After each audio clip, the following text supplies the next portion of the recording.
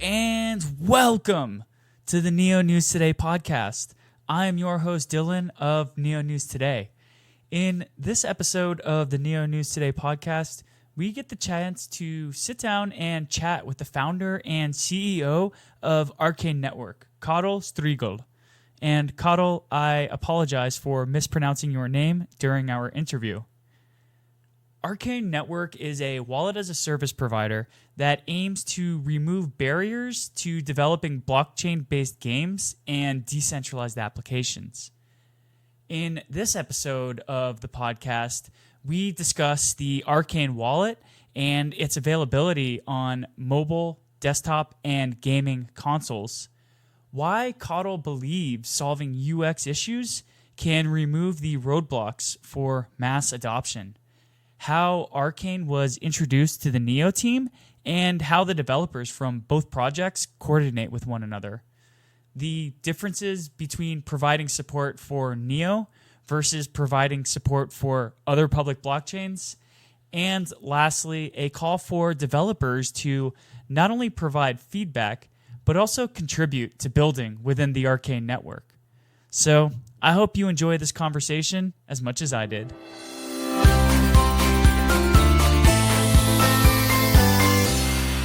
Hey guys, what is going on? This is Dylan with the Neo News Today podcast. Today I am talking with Karel Striegel from the Arkane Network, which is a wallet as a service and API and SDK provider.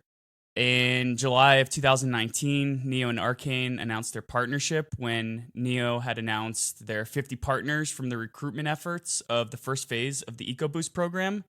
And then in September 2019, Neo Global Development's Dennis Suslov and Karel participated in an AMA where Arkane stated its intent is to help games and dApps in so many ways with a strong focus on eliminating adoption barriers. So I want to thank you very much for coming on to the Neo News Today podcast. And I'd like to ask you to introduce yourself, Karel. Hi, Dylan.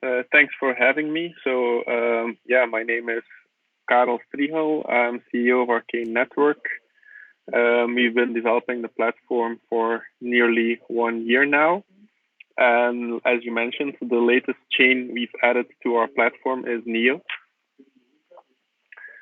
And we are a wallet as a service provider, or at least we started out as such, because we're actually slowly moving more towards a blockchain provider and becoming a full middleware due to the different requests we get from clients. Very cool. So I guess could we just get a brief background of who you are and sort of what your professional background is? So I'm 36 years old, married. I have two little kids, and my professional background is all about IT. From the moment I went to college and then the other years afterwards, I always studied some form or part of informatics, going from infrastructure to networking to databases, and then slowly became self-employed, did a lot of consultancy work, met a lot of very interesting technical people.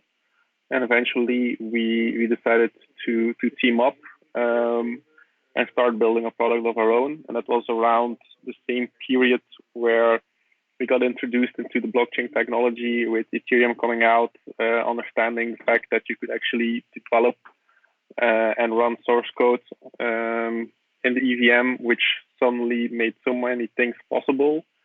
We saw the potential, and then we started to dig in.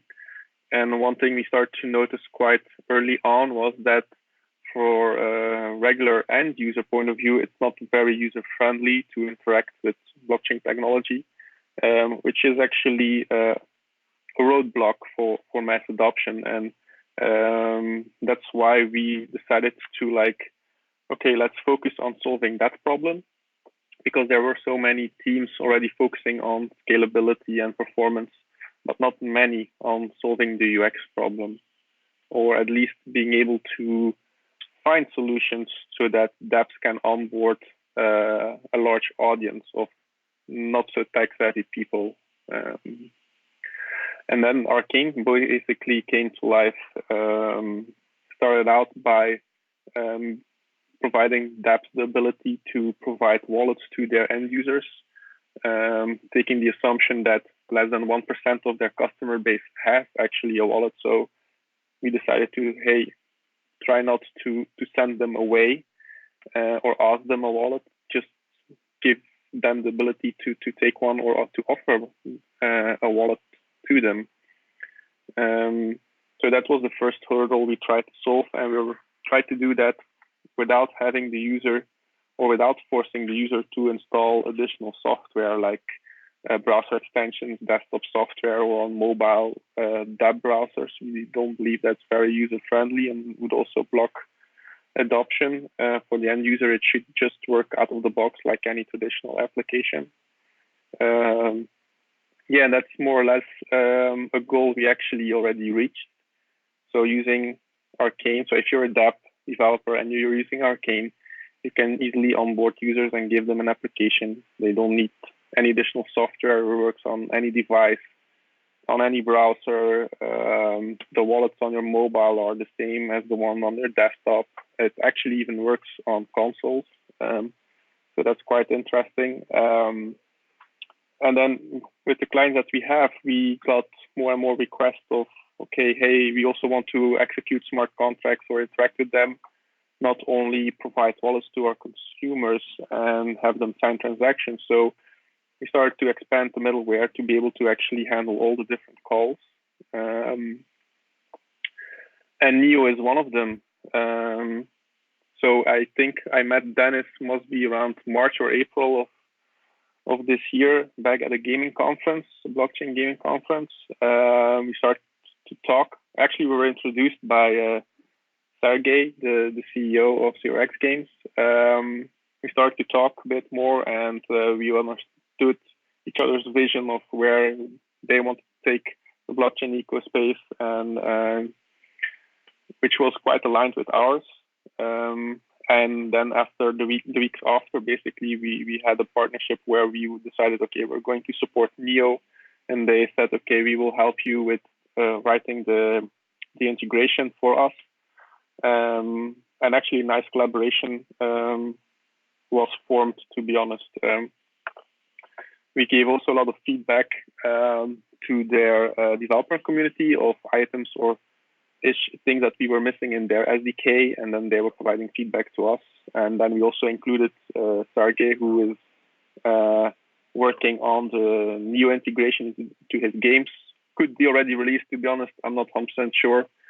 Things move quite quickly. I know he's actually actively working on it. So having this like 3 to 4 parties working together and collaborating and improving each other's products, it's quite awesome. So yeah, that's a bit what we have been doing the last couple of months. Very cool. That's totally in line with the spirit of decentralization, working with 3 different teams to get a product put out there. So when you were describing sort of what the philosophy behind Arkane was, you were talking about making it easy for the end user. I noticed that you didn't specifically mention blockchain-based games. However, when you started working with Neo as an EcoBoost partner, you were also working with Zero X Games. So is Arkane solely focusing on the gaming industry right now, or was that sort of kind of the entry barrier point? It's more the entry point. The reason is quite simple. The game sector within blockchain is the one that is thriving the most and is also focused on mainstream users. If you ask any blockchain game, who is your target audience, they will answer any gamer, not specifically one who is familiar with blockchain or has cryptocurrencies. While on the other hand, if you focus more on the fintech point of view or decentralized finance, you notice that the users really need to have crypto, or they are focused more on that ecosystem, which is great, but that's not really the market that we are currently looking for. We want to be able to bring in the majority of a market. And gaming scene is perfectly suited for that. And in order to do so, we had to make it as user friendly as possible. I think we still have to do a lot of improvements to make it even more user friendly and to push the blockchain concepts more to the background, in the sense that, just to give you an example, if a user performs a transaction and it fails due to like a technical blockchain issue, you shouldn't be slapped around the ears with technical terms. It should be like very clear. For example, balance is too low, or something, an error message like that, and we should handle it in such a way that the user understands and that he can move on. He's not blocked. These kind of things, or for example, being able to pay for the gas, or allow an app to pay for the gas in certain cases, so that you avoid that the user needs to own cryptocurrency. The way we see it is that cryptocurrency is more like the fuel of an application, and it should be more like an operational cost, not necessarily something that is pushed to the end consumer. They don't need to be aware, especially if the ecosystem is growing a lot. And that's also something which is very cool with Neo. They understand that it's the blockchain ecosystem and not per se the Neo ecosystem. Both are still small compared to the entire world, of course, but they understand that you should need to grow together and not stay in your own silo. We have the same approach. That's also why we try to remain blockchain agnostic. But if you then think about the end consumer, and I personally believe that more projects should do that, then users who will start using applications that run on multiple chains, maybe some will be on a side chain or not, will have so many tokens. Look at CoinMarketCap, how many tokens there are, too many. A user cannot hold them all. And if he needs a certain token, it's not available on every exchange. He needs to have different accounts, different KYC. It's really a pain in the ass. And from our point of view, that's something that should be dealt with by the app and not the consumer. That's why I also believe that like the NFT space is very interesting. It's really about the added value of a product, an item. And there you can completely see that a token, being it native or an application-specific token, should be pushed to the background, and where the user is just dealing with the NFT itself. And maybe he's using fiat currency to interact with the app, or maybe has a subscription, but the app then transforms that fiat into the token needed to run actually the application. So that's our vision or philosophy, and what we are doing at Arkane is trying to build the right tools to make that possible for dApps. So when you're looking at these suite of tools for decentralized applications and the blockchains that sort of offer this functionality in these layers, what exactly are you looking for in a public blockchain project? And then kind of to tag on to that question, I'm interested in hearing how providing support for Neo as a blockchain differs from other public blockchains that you're coordinating with. What we are looking for in a blockchain, it's a bit difficult to say. Well, purely from a business point of view, of course, it needs to have a certain community. If it only has 10 members, then it's quite costly to add support, because there's a lot of development work that goes into it. So, of course, from a business point of view, it needs to make sense. But then from a more technical side, it needs to be stable. It needs to be a bit more mature. Ideally, it's also fast and cheap. Not necessarily for us, because we don't really have that cost ourselves, but for applications to build on top, or for end users to understand, it should be quickly and fast, because don't forget, end users are accustomed to traditional systems that use a database. So if they press the button, the state has changed. They don't need to wait until a transaction is mined. So the quicker it's resolved, the better it is for the user. Of course, there's also the discussion of how much of the functionality and logic you put on chain. there's always a balance. The faster you are and cheaper your network is, the more applications will be able to put the logic on chain, compared to other systems that are maybe slower and more expensive. So that's my point of view of that. And we see that many applications are built on Ethereum, but we see also a shift that many start looking at side chains just because of the speed and the cost involved with Ethereum right now. So I'm going to, future will tell to see how if this will also happen with Neo, or how they will deal with that system. Then there's also the standards. Because we're blockchain agnostic, we try to implement one standard or multiple standards, but a defined set across multiple chains.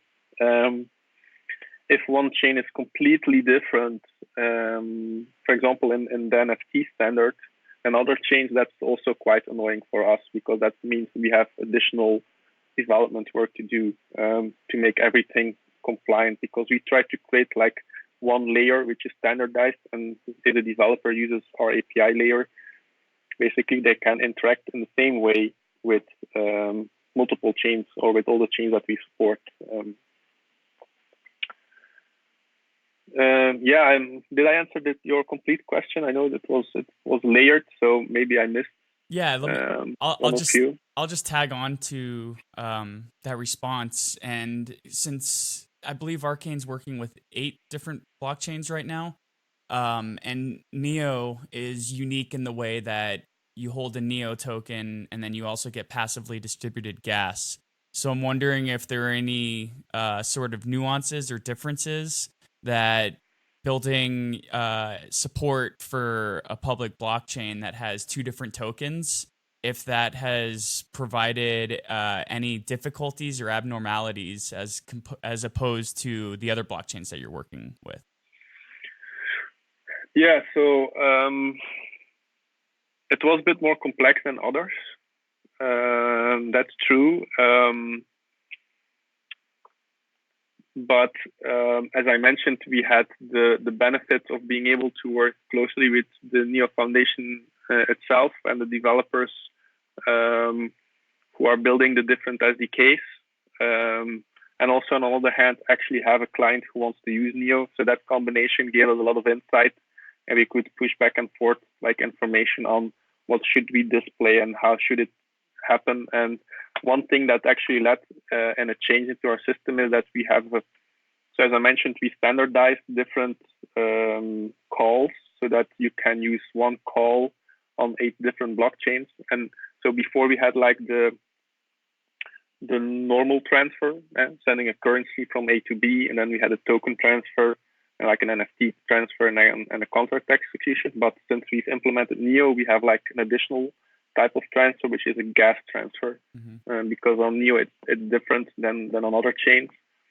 So on Neo it's actually gas that's being transferred, but on Ethereum it's actually at being transferred. So it depends on which chain that you are integrating or using. It will have a different outcome. Mm-hmm. But in a way, it improved also our platform, because Neo is, of course, not the only chain who has a different token for gas.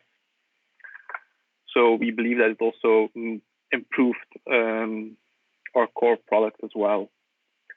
And then if you compare it to the other blockchains, I think they are quite open, and you can actually quite easily reach out and talk to them, while that's not always the case in other ecosystems. Mm-hmm.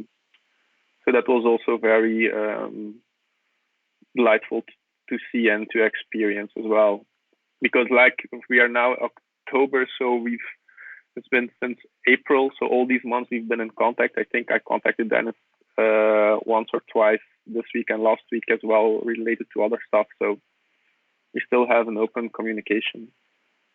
Yeah, it's great communicating with Dennis. He usually responds really quickly.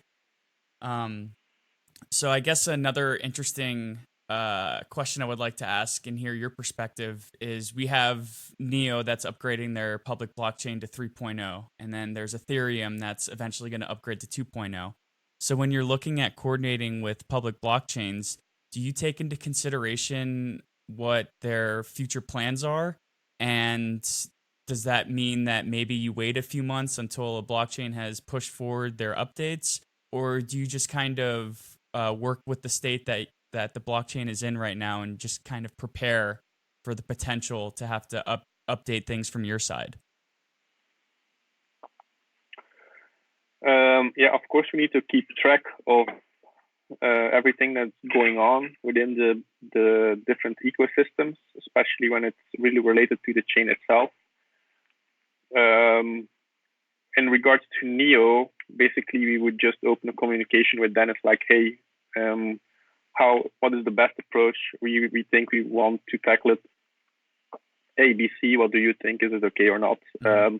But what's for us most important is that our customers who are integrating with Neo don't experience any issue, that they can stay online, and hopefully that they don't need to migrate, which in Ethereum 2.0 is still debatable. Which also brings us to the point where, if you're, and that's actually, in my opinion, also a problem if you are building on Ethereum. So if we take that case, because it's like a big change from 1 to 2, it might be a completely different chain, and then there will be a bridge maybe. So let's assume you've built on Ethereum 1.0 and you've created a lot of NFTs, and basically your entire product relies on that technology.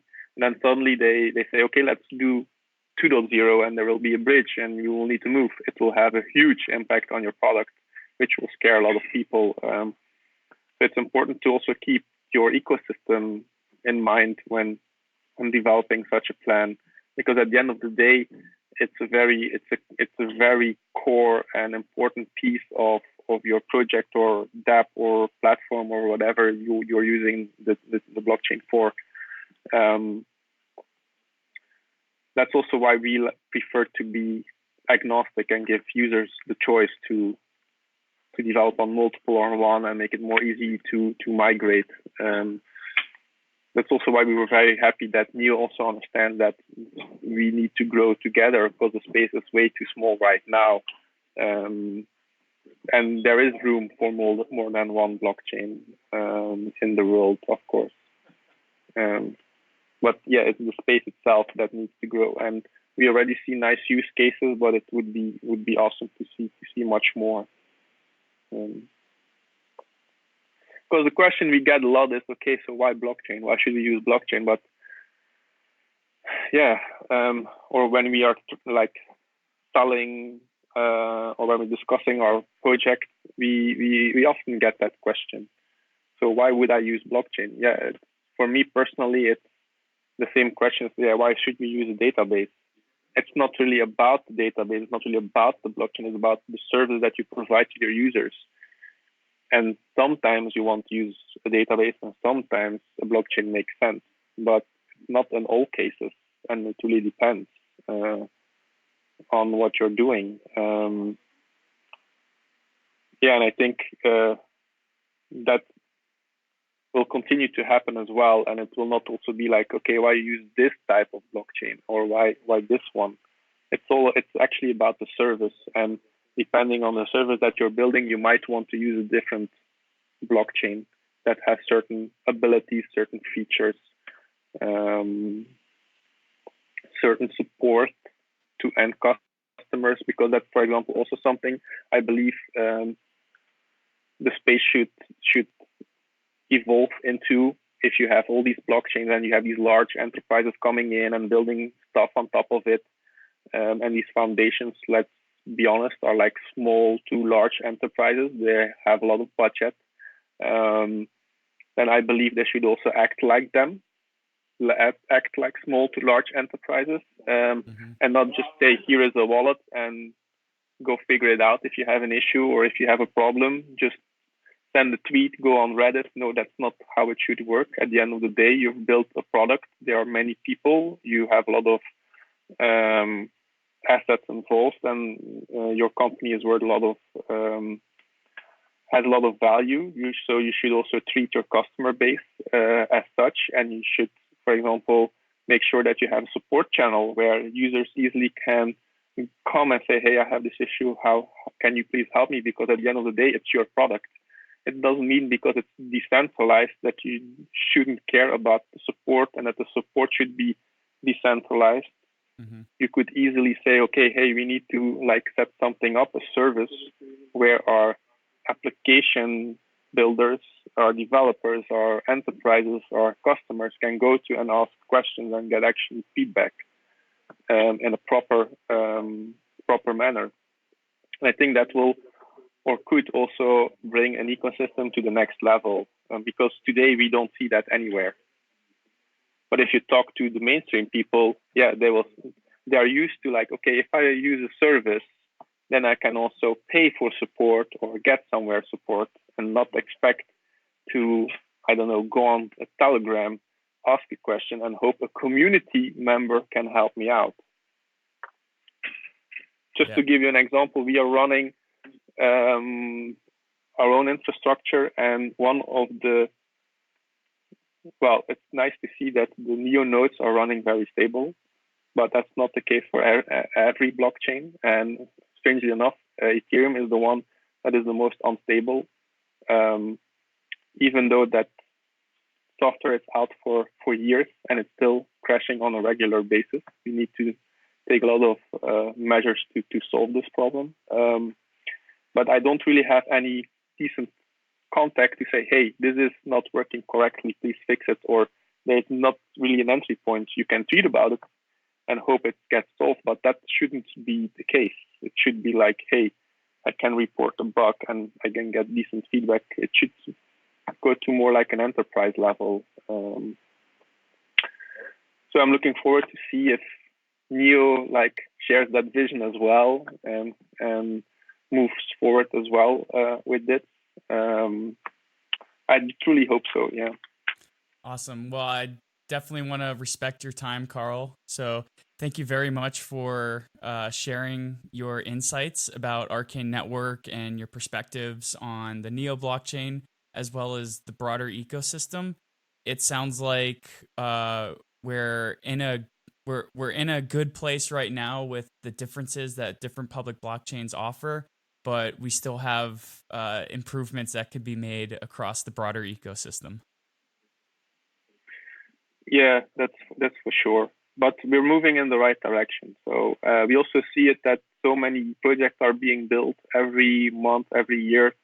There are a lot more, but really a lot more projects. So that's always very good to see. And also the quality is increasing as well. This is great to hear. So if anybody wants to follow along with what's going on with Arkane, what's the best way that they can do so? To follow, they can join they can follow our Twitter or our blog or join our Telegram. But I prefer that they just sign up, create an account, try out Neo and give us feedback. Is it okay? Is it not okay? Is it user friendly? Is it clear, unclear? Do you have issues? Is there something missing? That is for us the most important thing. Not really a person that follows us, but more a person that actively gives feedback and can help us improve the product. Awesome. Well, thank you so much for your time today. I hope to have you on a podcast again in the future. Okay, well, thanks again for having me. It was a very interesting talk. Absolutely.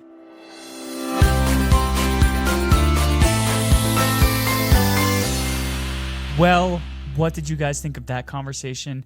I thought it was particularly interesting to hear Karel's perspective on the status of various networks and that maybe one of the longer running networks is not as stable as the Neo blockchain. If you would like to keep up to date with what is happening in the Neo ecosystem, please visit Neo News Today's website, www.neonewstoday.com, or you can follow along on our Twitter page, which is at Neo News Today. And I would also like to thank you very much for taking the time to listen to the Neo News Today podcast, and I can't wait to share the next one with you.